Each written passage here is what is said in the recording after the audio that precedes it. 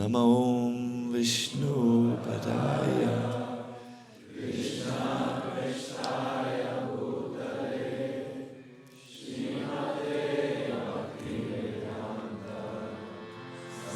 Niti Namine Namaste Saraswati Deve Gauravani Vachanine Nirvishesha Sunyavadi Bhaskatyade Satanine Jai Shri Krishna Chaitanya Prabhu Nityananda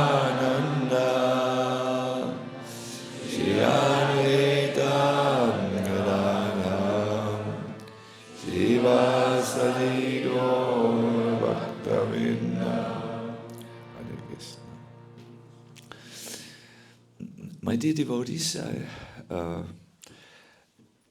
perhaps 20 years ago, one of my good friends in Krishna consciousness, His Grace Burijan Prabhu, said to me, Sacinandana Swami, we need to do something to help our devotees go deeper.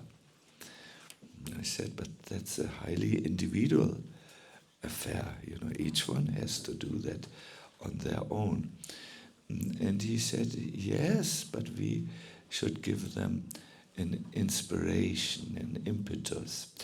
Why don't we invite them to one of the holiest places on this earth where the Lord is manifested, Sakshat Bhagavan, we say, in the valley of Giriraj Govardhan. So we started to give these Govardhan retreats and very carefully approached the subject matter of talking more about Krishna, being more conscious of Krishna.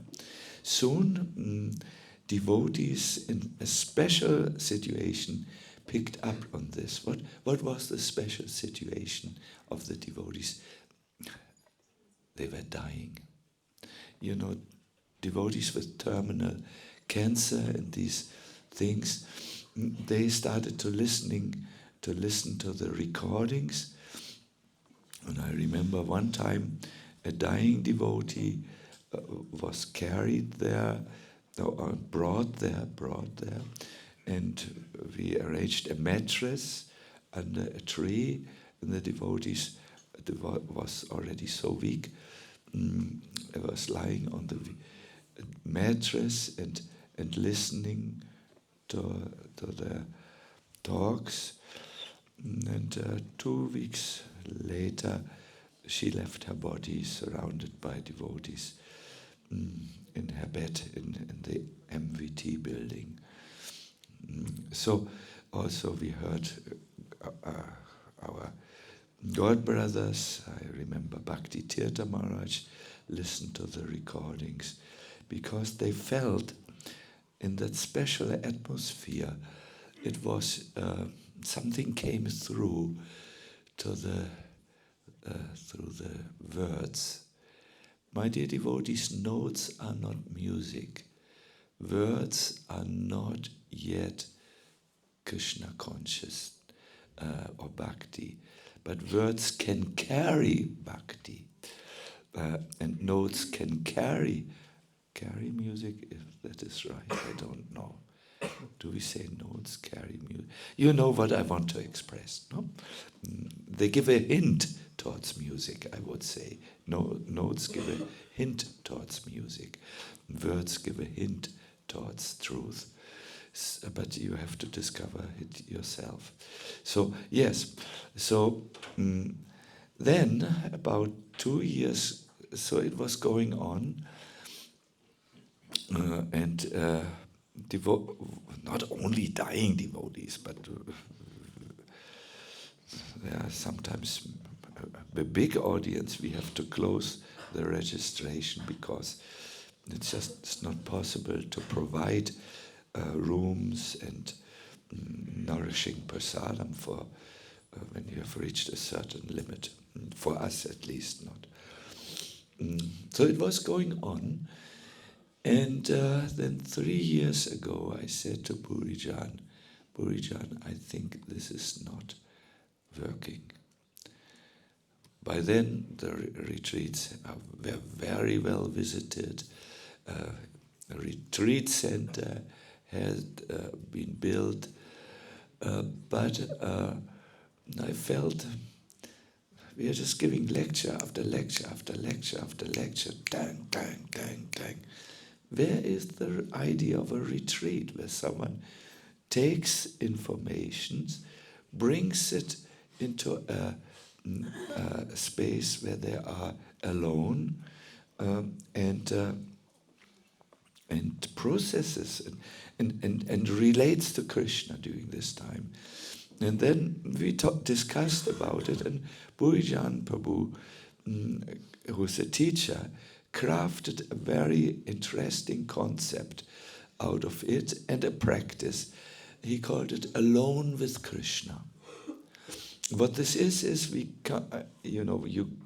you leave, you come to Govardhan, you go down the path in the forest, and then you go to your right and find your spot under a tree, and you have some a retreat kit with you. A kit means something in a folder, and there are pictures. There's a cloth where you can make your own altar and pictures, and there are incense and matches so that you can offer an aratik, and then there are prompts, and then there is nothing. No talks, mobile telephones are switched off.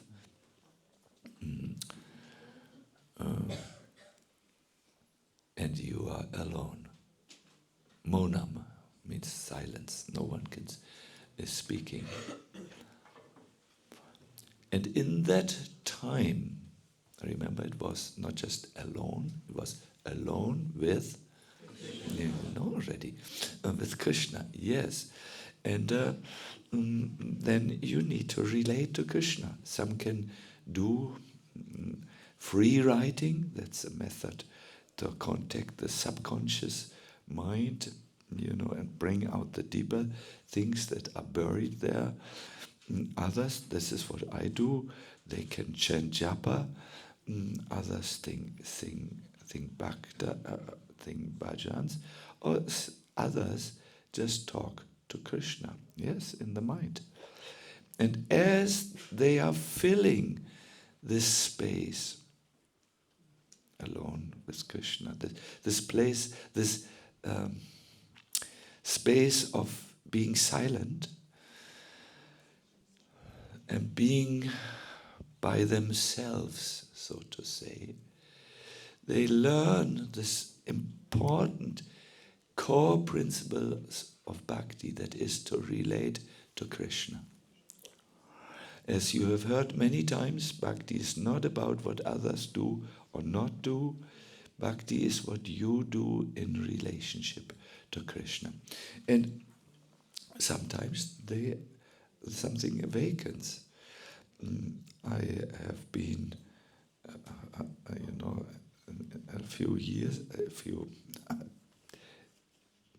don't know, was it weeks or days ago? Things go so quick.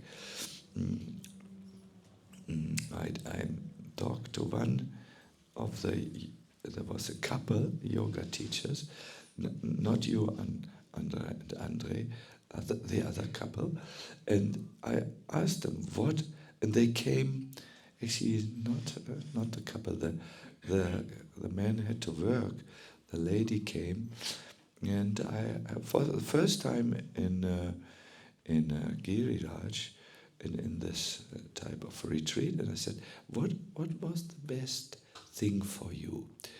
And she said, it's a very nice person, it's a coach who coaches the CEO of the Bosch company, Bosch in Germany, Every second refrigerator is from Bosch, So there's a very, she can think.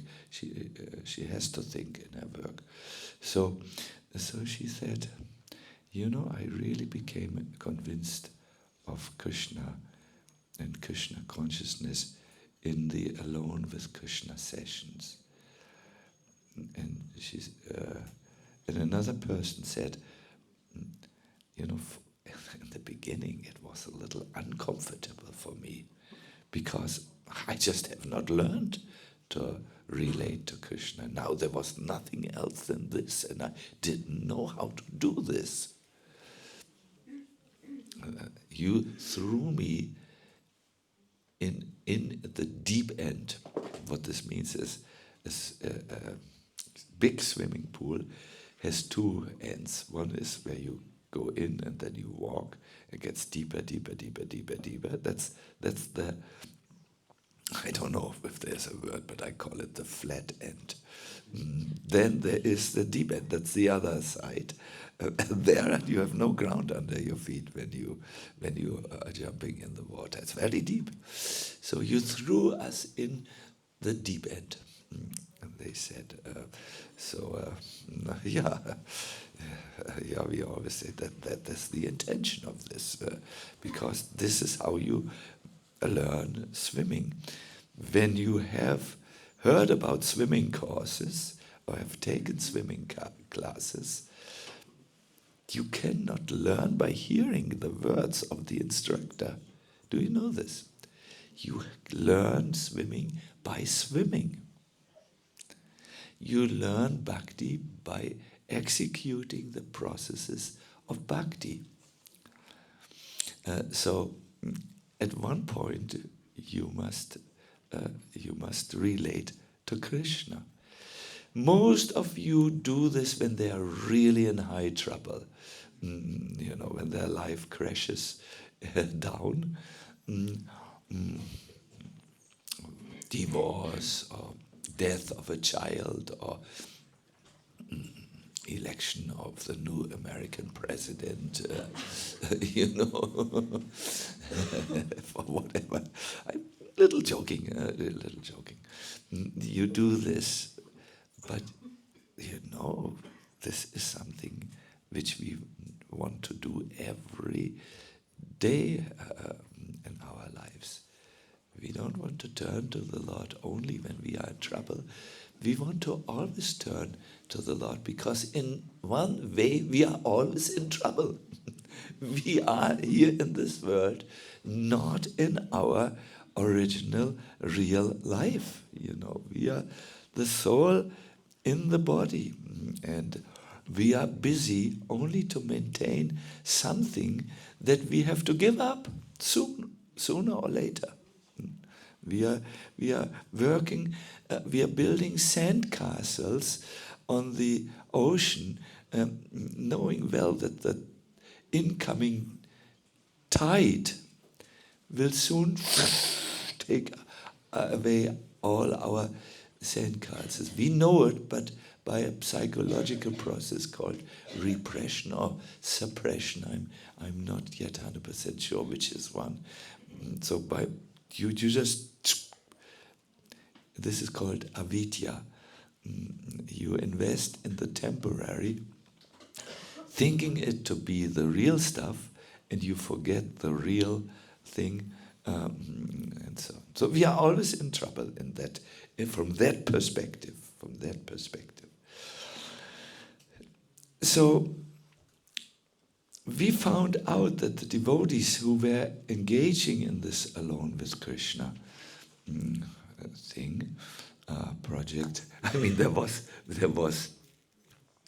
first we spread out in the whole forest, but then one morning we heard, ah! We thought, what is this? Ah! It was one of our members who had to run away from a snake. Hare Krishna! This is going on. I said to the person, don't fear snakes. The Lord has said, anyone who worships him at Govardhan is protected from snakes. We never heard of a snake bite all these years. But then we understood our Western audience has to be a little carefully treated. So we had an area, and we have now a man with a stick. A snake guard is there. But we have not made it so public because we fear no one will come to the Govardhan retreats when they know. Now it's absolutely safe. Absolutely safe. I swear by my woolen jacket. Yeah, you may say the woolen jacket is not very important to you. Anyways, Hare Krishna. So,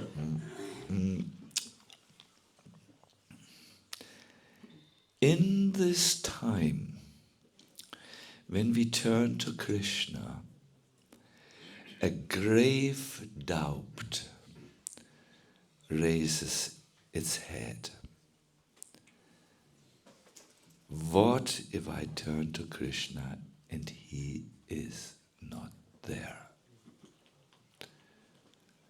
Either he is a religious belief only, or he is so distant that he does not interfere, or let us say, does not come to this material plane. Do you know of this doubt in a personal way? You know? Philo? Okay. Ist manchmal auch da der Zweifel, oder? What if no one is there when I turn to him? Or at least he may be there, but he does not respond and reciprocate because I'm so fallen.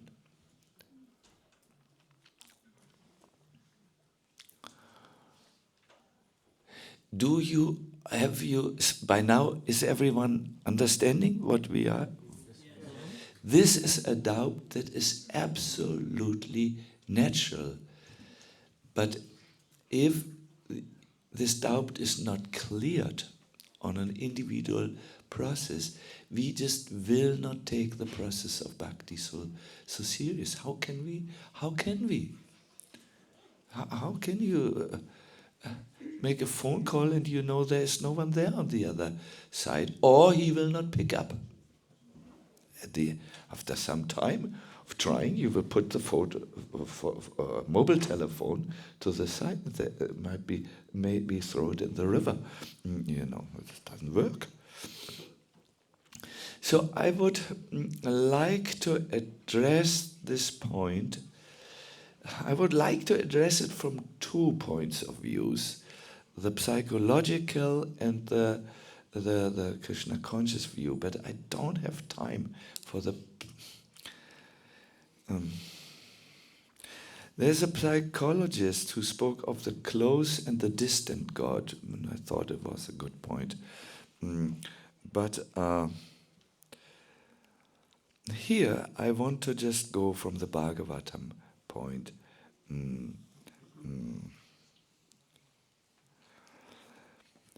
There is someone who had great faith that Krishna is there in the Bhagavatam. His name is Prahlad Maharaj.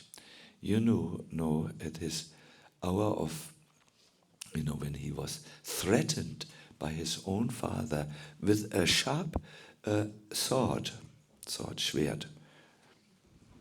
The father asked one last question. If there is a God who protects you, let him protect you now. Where is he? Prahlad said, everywhere.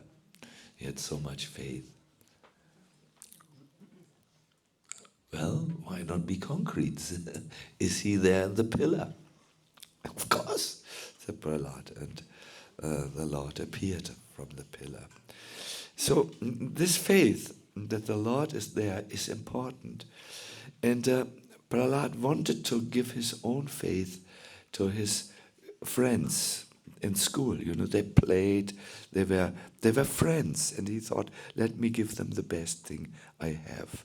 So in the Bhagavatam, he says, Koti prayaso surobalakaharya, O my friends, son of the Asuras, Upasane Svekriti Chitravatsata, the Supreme Personality of Godhead, as the Supersoul, always exists within the core of the heart. That means that the middle, or the inner part of the heart of all living entities. And then, what is he? Is he just there? Does he, or any relationship he has with the living entities? Yes. Yes, says Prahlad. Indeed, he is the well-wisher and friend of all living entities. And there is absolutely no difficulty in worshipping the Lord. Why then should people not engage in devotional service? Why are they so addicted to unnecessarily producing artificial paraphernalia for sense gratification? Or we could say, why are they so addicted to build their sandcastles at the beach of the ocean of time, Why? He's here, the Lord. He's the well-wisher and friend. There's no difficulty in worshipping him. And in the purport, Prabhupada gives an analogy of the Lord. I think I said it before. He compares Krishna with the sky, who's everywhere. Can you see the sky everywhere? The air, can you see? No, no, of course not, unless there is incense and then a breeze comes in. You see there's something moving the smoke, but now we cannot see the air. But still we can touch the sky. If you don't need to do it. If you do like this, there's something there. The sense of touch immediately picks up the vibration. This is a little cool air, I would say. Let me now use my intellect. It's a little bit used up, but not fully used up. I can breathe in. Yeah, it doesn't have so much oxygen. Maybe 80% of what is good. I can perceive the air through certain methods. In the same way, the invisible Lord can be perceived through the processes of devotional service. Our Srila Prabhupada says, as soon as one hears of the Supreme Personality of Godhead, Krishna Kirtan, one immediately comes in touch with the Lord. A devotee can come immediately in touch with the Lord by any of these items of devotional service. And then he says, Shravanam, Kirtanam, Vishnu, Smaranam, Padasevanam, Archanam, Vandanam, Dasyam, Sakyam, Madhujana, the cold air immediately. But we have to put from time to time. Yeah, I'm sorry. When your voice is so exhausted, a little cold air, bang, it's gone. Therefore, we need something instead of air conditioning. It's not healthy for the voice. Good, anyways, no problem. So, the Mundaka Upanishad. My God.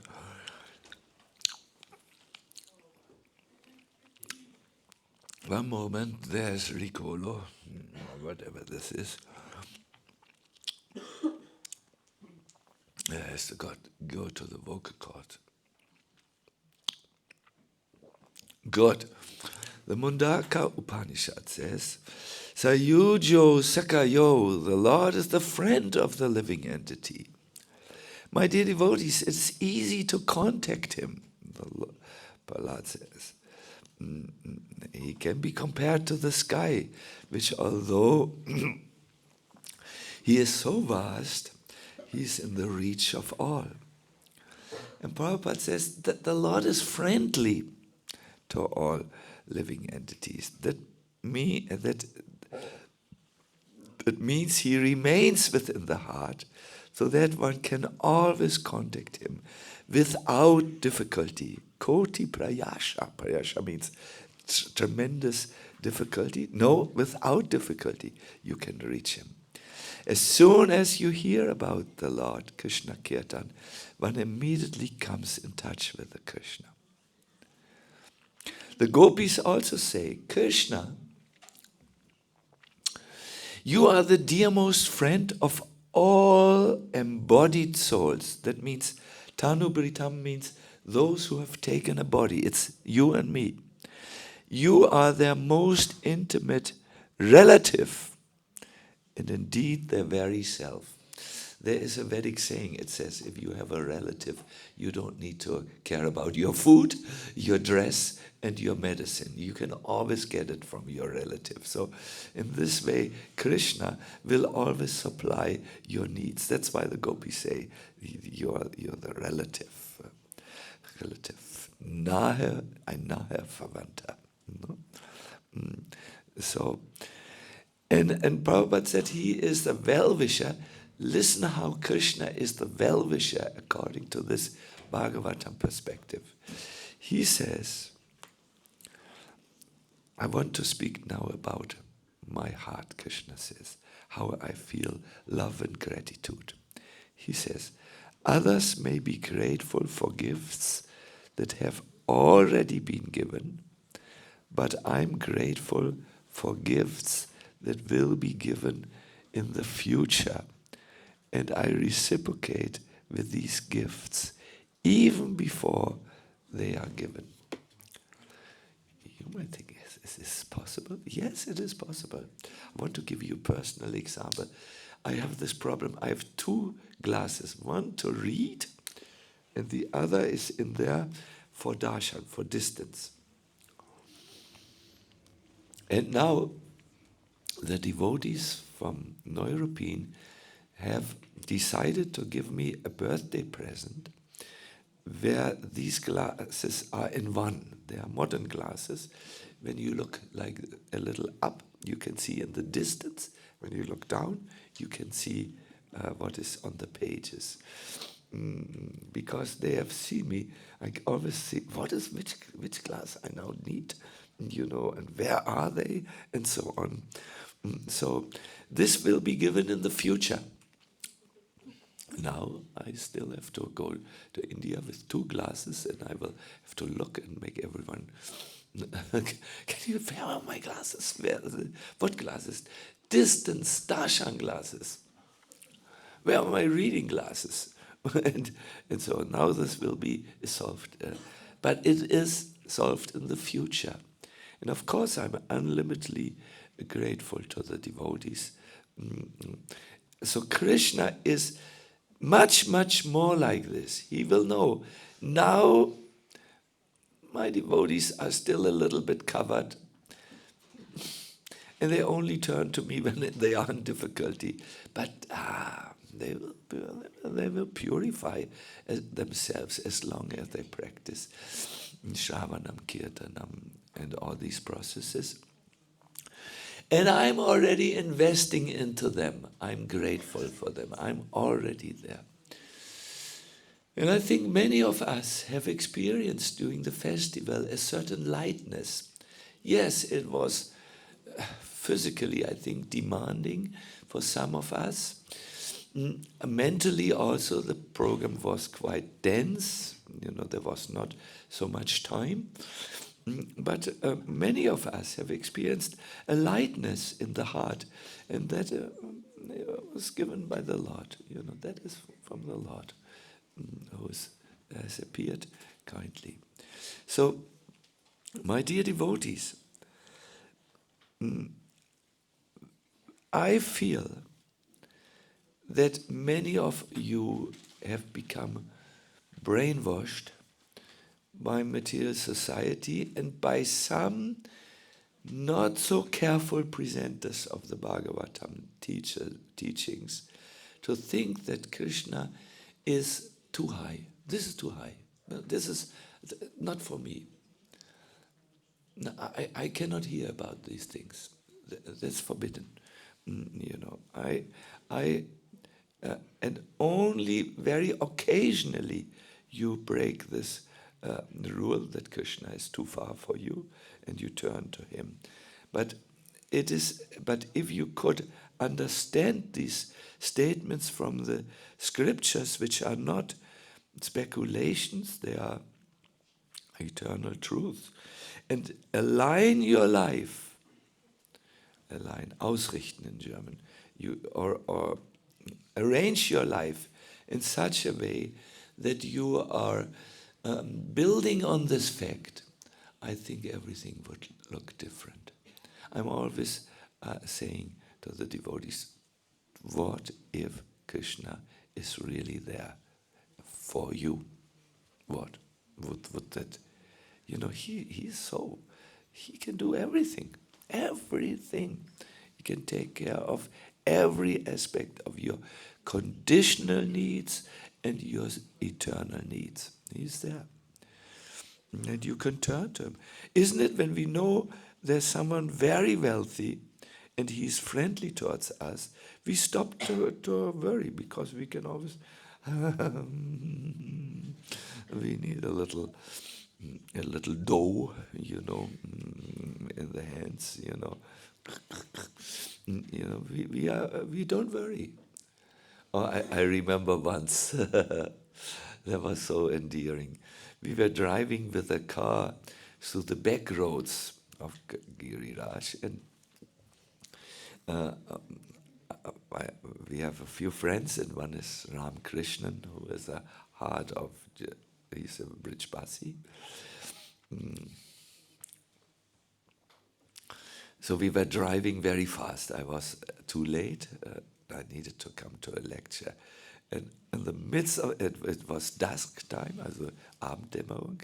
We couldn't see so clearly. And I was just in my notes and said, Ram Krishna, jaldi, jaldi, jaldi. Fast, Hanuman style driving, and Ram Krishna, Tika, Maharaj. All of a sudden he hits the brakes.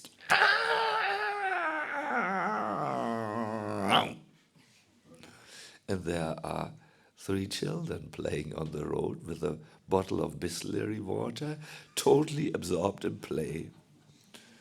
And Ramakrishnan goes, Bacha! Bacha means children. And we are looking, they're having a good time. And they look, the car is there, but they are playing, This is more important for them at this moment. And then Ramakrishnan, in his English, it's a Brijbasi English, he says, I can't say it like he said, children, no worry. The children have no worry, because they know parent is watching. The parents are there and they're watching over everything. And then he says, like the Brijbasis, we Brijbasi also no chinta. Chinta means anxiety. We have no anxiety because we know Krishna is watching over us. Beautiful, no? Beautiful. And then he gets out of the car and he says, hey! That's how they deal with each other. And children, and then the children go, and he drives by and goes. It's a different culture, different. This is a sign of love. When a Brijbasi has accepted you, he will give you a slap, But you feel it's love when they do. So yes. So Krishna is there all the time. It is here Sayojo Sakayo, he's there in the heart. We are like two birds in the heart, the Jiva and so on. And Jiva and Krishna is watching. He's a close God. And he can be reached by certain processes. Yes, he is invisible for our eyes, but there are processes in which he appears. He says to the gopis, Shravanat Dashanam Dashanat Dhyayan, transcendental, so by love you can see him, and this transcendental love for me arises by the devotional processes of hearing about me. We hear a lot about me, seeing my deity form, meditating about me, dhyayan, meditating, and faithfully chanting my glories. I see Gaurahari takes a note. This is in 10:29:27. Actually, he says this to the wives of the Brahmanas. If you want to see me, you need love in your heart, the eyes of love. And this comes by the devotional processes of hearing Krishna Katha, looking at the deity of Krishna, meditating about Krishna, like we have carefully and slowly presented yesterday, and faithfully chanting my glories. No? This is how. But by hearing about Krishna, it's almost like hearing about a wonderful person and thinking, I would love to meet him. And then, as you hear more, you think about this person. And then finally, when you have heard about Krishna and thought about Krishna, you think sankalp. You get a sankalp that means, I must pursue this. I must come to Krishna. This is most important. These are the processes of bhakti.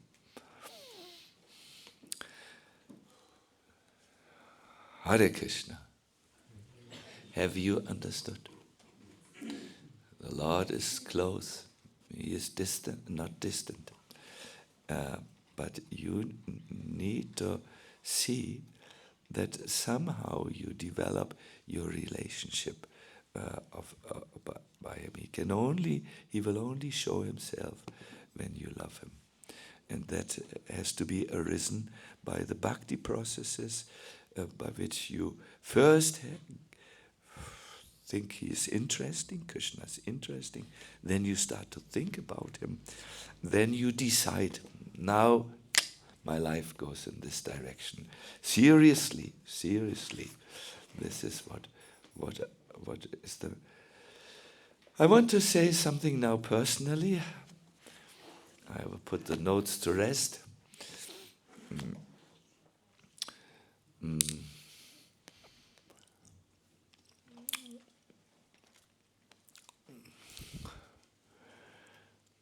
My devotees, my dear devotees, change is possible in every situation. Change is possible. The desired change is possible.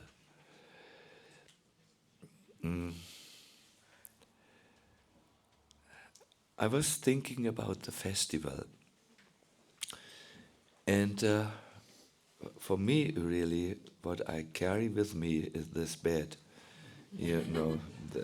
I will never use it most probably, because ergonomically, for the spine, when you're elderly, it's maybe not the ideal thing, because you will lie like this.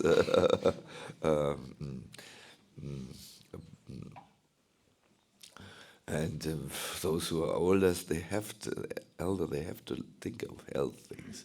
But still, I will carry this bed with me. but perhaps for the rest of my life, because it is an expression for something. Can you imagine this was ordered in Vrindavan? This is bamboo and so on. Then I heard it is a custom-made bed. In other words, usually these things, where you rest, this is now plastic. Vrindavan has not heard about the harmfulness of microplastic. They think it is more interesting than natural fibers, because it's more modern. No, this is the natural thing. Do you know, Krishna Murari, from what they make these things, these ropes? The type of rope, not specifically. Jute or hemp. Jute or hemp plant, yes, something like, I would also say like this is a plant from which the rope is made. And it was somehow disassembled, and then it was brought together here. And the whole festival for me is like this. The elements were taken, like images of Vrinda Devi, they were taken, incense was taken, poesy was the poesy? Yes, in the song which we heard, poesy was taken, words were taken, kirtans were made, clownery was there for village entertainment, and everything. These are all elements from this world, but they were brought together with an ingredient that can be only found in the heart, that is affection or love. You wanted to make a wonderful festival, Nityananda Trayodasi, and a wonderful birthday festival, and you know that unfortunately I get quickly bored, and you need to do something that I have still a little child in me, and yes, affection brought all these elements together. Can you perhaps live in your life a life where you bring to all the things which you do affection, enthusiasm, spirit? If you please, after this festival, make a walk alone, and alone with Krishna, and think, is there something I can take from here? I have my affection bed, I take that with me in my memory. Is there something that can bring all the elements of my life which are there? My partnerships, many of you are married, I understand. My work, perhaps. My sadhana, my worship, all these elements in your life, can it be brought together through affection? If it can, you will take the spirit of the festival with you, and your life will turn into affection, into a festival.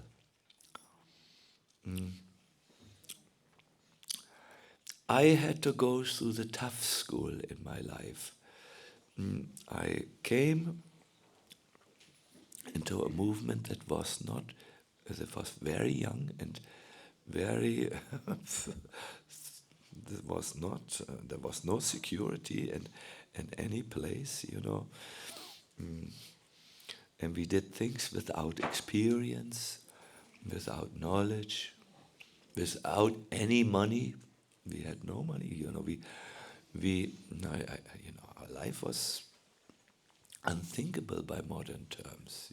We rented an apartment without having money, and often we were 3 months late, and then boom, some envelope was in the Briefkasten, how do you say, mailbox with the required Lakshmi. all the time. I have seen many times, several times I was in hospital, and doctor said, yeah, you live like, you might die. We can only help so much. You are so weak from your crazy lifestyle, you know. Mm, mm.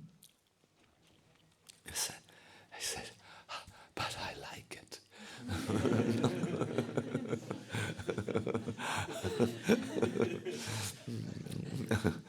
That's not an argument, said the doctors. So I had to go through the tough school in life. And what life has taught me, there was always, we traveled for so many years. We didn't know where we would spend the night, Often it was in the kitchen of some hippies which we shared with four cats and their young children, and it was dirty, and there was loud music, and there was the smell of whatever they smoke, And then the next day, we at the university, we have to talk as if we know something, and so on. Was a very, very adventurous, unpredictable life. And I had to learn one thing, is where do I have some security? Where do I have some, where can I rest my soul? And I learned, I always try to chant as good as I can. It's not very good because I have a very, very creative mind. Gohari can tell you, But I have understood this one thing. I need an eye in the storm. This is an expression which means there is a storm, whirlwind, but there's one place in the middle which is peaceful, and they call this the eye of the storm.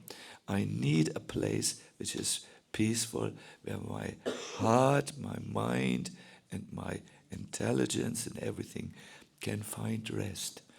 And it has become, by Prabhupada's grace, my relationship with Krishna. And I had to overcome the idea he is a distant God. I had to overcome it. First it was unconscious, and now it is, now I needed to find, is it in the scriptures or is this just my fanciful imagination? Is it just Prabhupada say about this? Because I'm his disciple in spiritual matters. I depend entirely on him and his vision. So, and I can say now, as a so-called old man, I'm only 40 years old, really, but so-called in the world, they call me older and an old man. They're so wrong. I can really say that resting point where the intelligence, the mind, which often produces anxieties, what will be in the future with me and this and that is Krishna. And I encourage you to leave, when you leave this festival, to take this with you and to think about this, digest it. How can I increase my relationship with Krishna? Hare Krishna. Finished! I have said what I wanted to say. What do you think? Yeah, it's difficult. What do I do? Am I supposed to say something? Here, turn to your neighbor. This is the easiest way to do. And Gita, you have neighbors? Yes. Please find a neighbor you feel confident to talk to. You can also go by the three, it's a... Neva, you have found your neighbor? Gaurahari, wow. Deepak, you have found your neighbor?